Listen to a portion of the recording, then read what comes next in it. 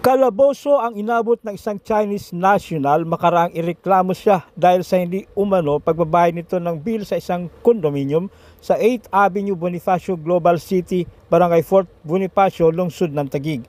Sa halip na magbayad ng halagang napagkasunduan ay peking credit card ang inabot nito sa isang executive operation manager na agad ipinagbigay alam sa mga otoridad ang pangyayari. Kinilala ni Police Major Roberto Martin Zazon, hepe ng Substation 1 ng Taguig City Police, ang dayuhang si alias Jiang, 40 anyos, na naharap ngayon sa kasong estafa RA 9165 o Comprehensive Dangerous Drugs Act of 2002 at RA 10591 o Illegal Possession of Firearms and Ammunition. Sa reklamo sa pulisya ni Elaine Flores, Executive Operation Manager, nanunuluyan si Jiang sa Unit 23L ng naturang kondo at nitong gabi ng ika-16 na Agosto nagpasya ang checkwa na mag-check out, subalit nang sisingilin ito ng complainant ay peke umanong credit card ang ipinambayad sa nakonsumong bill na nagkakalaga ng halos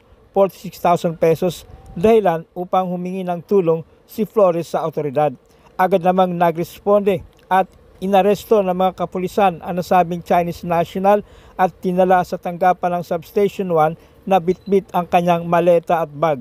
Pagdating sa impila ng pulisya ay agad na binasa ng Miranda rights ang suspect sa wikang Chinese Mandarin. Nagpupubiglas ang suspect ng maaresto ng mga pulis at sinipa nito ang kanyang mga bagahe. Dahil dito nagpasya ang mga otoridad na buksan ito at tumambad sa kanila ang isang unit ng caliber 9mm pistol, isang magazine na kargado ng 15 bala ng 9mm, isang body bag, isang bundle na naglalaman ng 77 piraso ng umano'y peking 1,000 peso bill na may Chinese character, mga drug paraphernalias, isang plastic sachet ng hininalang shabu na may timbang na 0. grams na nagkakalaga ng 4,760 pesos at residue ng pinaniniwalaang shabu sa aluminum at plastic sachet. Isinagawa ang inventory ng mga ebidensya sa presensya ng opisyal ng barangay at kinatawan ng media bilang bahagi ng transparency at accountability ng PNP. Ganito po kasi nangyari, bali sa buong maghapon, binalikan namin sa unit. Tapos nagdo-doorbell kami, hindi siya sumasagot. Tapos pagdating ng alas 4, nagkaroon ng timbre galing opisina na kapag nag-doorbell kami o kumatok kami sa unit, hindi nagbukas yung guest, may ano na kami na advice na pwede na namin buksan yung unit. Ngayon pagbukas ko ng unit, may sumigaw na babae, tapos sinara ko po ulit. Tapos nag-doorbell kami, sinubukan po ulit namin, hindi siya lumabas. Tapos antay kami sa loob ng 30 minutes, sumatakbo yung oras. Siguro akala niya wala namin dun sa hallway. Tapos lumabas siya, doon ninarang na namin. Tapos hanggang sa nagdiskusyon na kami. Tapos isa akong kasama, bumaba na para humingi ng tulong sa gwardiya. Siguro mga after 20 minutes, nandun pa kami sa hallway ng 23 floor. Tapos bago kami bumaba ng ground floor, nagkaroon kami ng konting habulan dahil gustong-gusto niyang tumakas. Tapos sinasabi niya sa akin na kailangan niyang makalis. Then may pledge siya papuntang China. Tapos hindi daw siya sangkot dun sa pagbubuk dun sa unit namin dahil hindi daw siya nag-book. Tapos sinanap ko yung tao na kung sino nag-book. Pinakita namin yung nag-book, hindi niya daw kakilala. Tapos merong isang video na kapatid niya daw. Siningyan ko siya ng ID. Wala siya naibigay.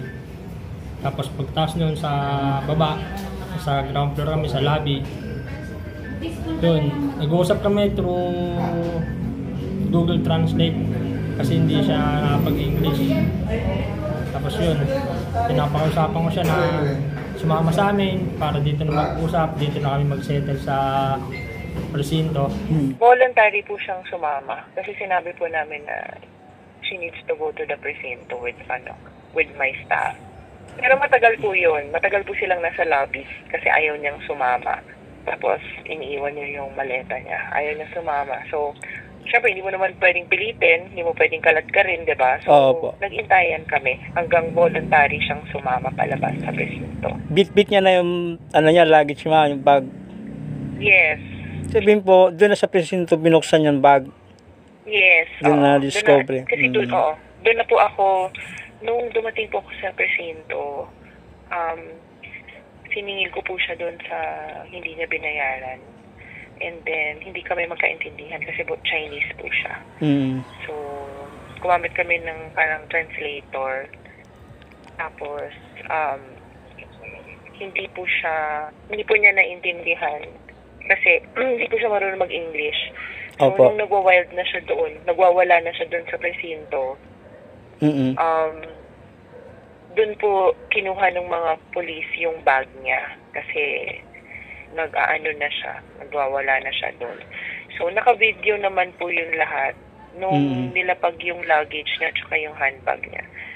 Yun, pagbukas, nakita na po yung drugs, nakita na po yung baril, nakita na po yung fake money. Ayaw niya pong magbayad. Ayaw niya magbayad. Almost 46,000 po. So, nagpela po kayo ng kaso sa kanya? Opo. Kahapon po, the whole day po kaming nasa Taguig City Hall po. Nag-file na po ako ng kaso ng estafa. Nagreklamo kasi ito na may complainant siya na ginamitan sila ng fake na credit card. So, matagal na sila naka-stay doon. Nag-report ang Agoda na peke nga yung credit card. So, humingi na responde yung private complainant. And then, kung ma-arrest na siya doon, so, as a procedure, yung search kinonduct para sa safety. Kaya na-recover namin ng baril, drugs, paraphernalia. Then, makikita mo talaga, pati, mga sa unang tingin, 1,000. Pero pag ginanon, wala. Okay. So, anong plano niyo rito, sir? Ayan, nakasuhan namin ng RA 8484 sa credit card fraud dahil ginamitan niya ng credit card na peke, then drugs, at yung possession ng baril. Thank you, sir.